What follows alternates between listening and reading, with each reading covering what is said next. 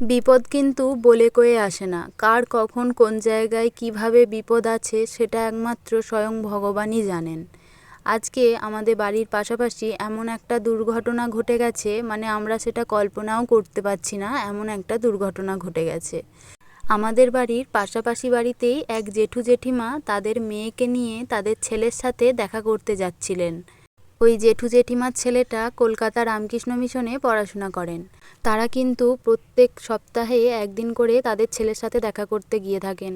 কিন্তু এবারেও যাচ্ছিলেন তাদের ছেলের সাথে দেখা করতে। বাড়ি থেকে নানান ধরনের খাবার দাবার বানিয়ে নিয়ে ছেলের সাথে প্রত্যেক সপ্তাহে যেহেতু দেখা করতে যায়, ছেলেটিও আশা করেছিল যে বাবা মা বোন তিনজনাই আসছে। কিন্তু শেষমেশ আর তাদের সাথে আর দেখা হলো না। মানে তাদের সাথে বলবো না, তার মায়ের সাথে আর দেখা হলো না।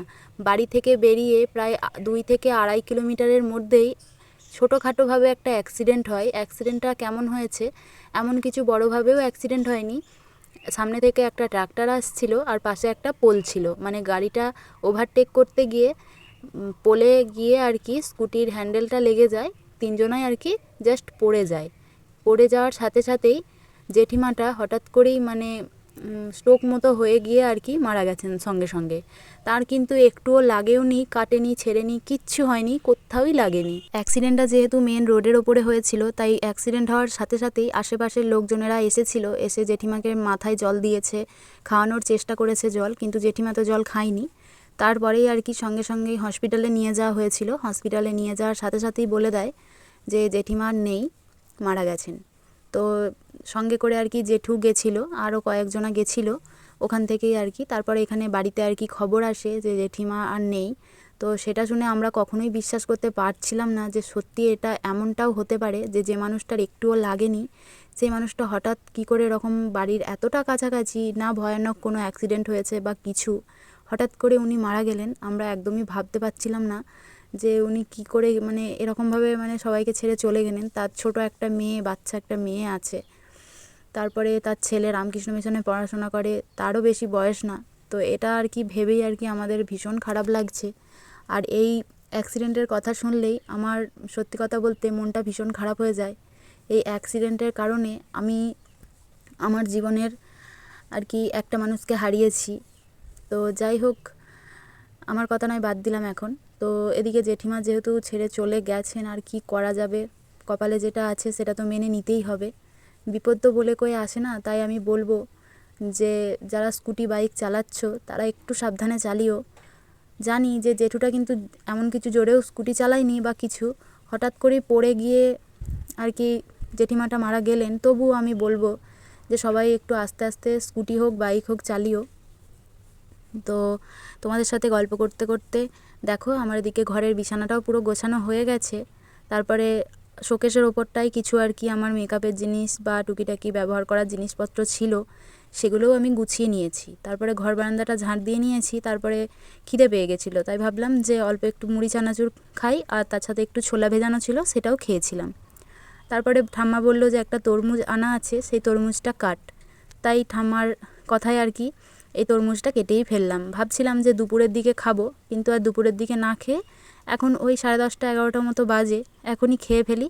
ঠাম্মা যেহেতু খেতে চাইছে, এদিকে দেখো ঠাম্মাকে আমি কেটে দিচ্ছিলাম। আমার ঠাম্মা যেহেতু দাঁত নেই, ঠিক কামড়ে কামড়ে খেতে পারবে না, তাই আমি একেবারে ছোট ছোট করে পিস করেই কেটে দিচ্ছি। এই তরমুজ খেতে আমার ঠাম্মা ভীষণভাবে পছন্দ করে, ভীষণ ভালোবাসে এই তরমুজ খেতে। তাই ভাবলাম চলো ঠাম্মা যখন বলছে তরমুজটা কেটেই ফেলি, বেশ কয়েকদিন হলো আনা হয়েছে, কাটা হচ্ছে না, তাই আজকে কেটেই ফেললাম। আর ঠাম্মার যেহেতু দাঁত নেই তার জন্য আর কি ছোট ছোট পিস করেই আমি কেটে দিচ্ছি। আর অর্ধেকটা কাটবো আর অর্ধেকটা এখন রেখে দেবো। আমি একটু আগে আর কি মুড়ি খেয়েছি, আমার আর পেটে জায়গা নেই। জানো তো, বেশ কিছুদিন আগে শরীরটা ভীষণ খারাপ লাগছিল, তাই আমি ডক্টর দেখাতে গেছিলাম। ডক্টর আমাকে বলেছিল যে বেশি পরিমাণে একটু তরমুজ খেতে, তার সাথে কিছু কিছু ফলও খেতে। তো তরমুজটা তো বেশ কয়েকবার আনা হলো, আর এইবারে নিয়ে এসেছি। তরমুজটা দেখতে লাল হলেও অতটাও মিষ্টি ছিল না, একটু ভ্যাসকা টাইপ ছিল। তো যাই হোক, এনেছি যখন খেতে তো হবেই। আর আমাদের এখানে তো তরমুজ 25 টাকা ও 30 টাকা কিলো, মানে কোনো কোনো জায়গায় 25 টাকা করে কিলোও নিচ্ছে, আর কোনো কোনো জায়গায় 30 টাকা করে কিলো নিচ্ছে। তার বেশি নয়, 25 কি 30 তার মধ্যেই আর কি চলছে। আর তোমাদের ওখানে কত টাকা করে কিলো নিচ্ছে সেটা কিন্তু জানিও।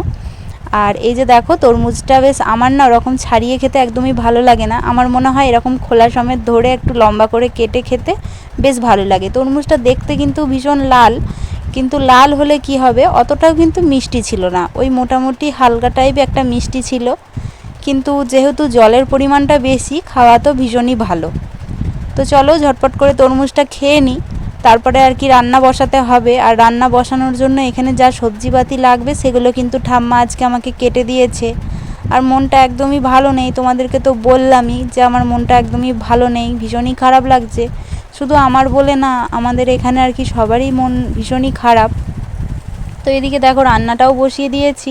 বেশ অনেক কয়দিনই হলো মাছ মাংস খাওয়া হচ্ছে না, তাই ভাবলাম যে আজকে একটু মাছ বা মাংস কিছু একটা নিয়ে আসবো, কিন্তু সেটাও আর কি সকালবেলা গিয়ে আনা হলো না।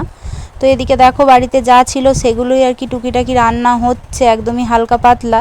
তারপরে এই যে দেখো, এর আগের ভিডিওতে তোমাদেরকে বলেছিলাম যে আমার দাদা চিপস খেতে খুব ভালোবাসে, এই আলুর চিপস ঘরোয়াভাবে। তো তাই এখন জোর কদমে বানানো চলছে, মানে প্রত্যেক দিনই এক কড়াই করে আমি বানাচ্ছি, যেহেতু শুকিয়ে গিয়ে একদমই অল্প হয়ে যাচ্ছে তার জন্য। আজকেও কিন্তু এক কড়াই মতো কাটা হয়েছে, এগুলো একটু বড় আলু। এর আগে দুদিন বানিয়েছিলাম, সেই আলুগুলো একটু ছোট ছিল, আর আজকে যেগুলো বানানো হচ্ছে এগুলো একটু বড় আলু। তো আজকে চিপসটা আমি একটু আলাদা করে বানাবো, প্রত্যেক দিনই তো লবণ আর হলুদ দিয়ে বানাই, আজকে ভাবলাম অল্প একটু লঙ্কার গুঁড়োও দেবো, যাতে চিপসটা একটু ঝাল ঝাল খেতে লাগে। এদিকে দেখো জলটা একটু কম মনে হচ্ছিল, তাই জন্য অল্প একটু জল দিয়ে দিলাম। তারপরে দেবো হচ্ছে একটু বেশি করে লঙ্কার গুঁড়ো, দেখবো যে ঝালটা কতটা লাগে। আজকেই প্রথম বানাচ্ছি এরকম লঙ্কার গুঁড়ো দিয়ে। আর তোমরা কে কীভাবে চিপস বানাও অবশ্যই কিন্তু জানিও, আমি অতটাও জানি না, মানে আমি যেভাবে জানি সেইভাবেই বানাচ্ছি।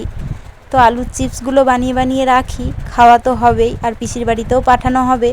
তারপরে এদিকে দেখো স্নান টান সেরে নিয়েছিলাম, দিয়ে পুজোটাও দিয়ে নিয়েছি, আর সেটা তোমাদের সাথে শেয়ার করলাম না। আজকে কি রান্না হয়েছে দেখো, ভেন্ডি ভাজা, পটল ভাজা, এদিকে হয়েছে পেঁপে আর টমেটো দিয়ে মুগের ডাল, আর এখানে হয়েছে উচ্ছে আর আলু দিয়ে একটা শুকনো শুকনো চচ্চড়ি টাইপের, আর এখানে হয়েছে আমের চাটনি। তো চলো ঝটপট করে খাওয়া দাওয়াটা সেরে ফেলি। আমি খাবার সব সাজিয়ে নিয়ে বসে পড়েছি, এরকম সাজিয়ে খাবার খেতে আমার ভীষণ ভালো লাগে।